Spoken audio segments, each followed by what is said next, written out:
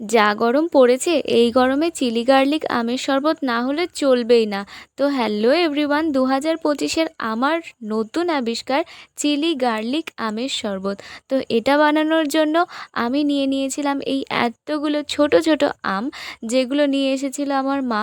আর এইগুলো ছাড়াতে ছাড়াতে আমি তো ফিরে গিয়েছিলাম আমার ছোটোবেলাতে, কারণ ছোটোবেলায় আমি আম গাছের নিচ থেকে এই রকম ছোট ছোট আমই কিন্তু কুড়িয়ে আনতাম।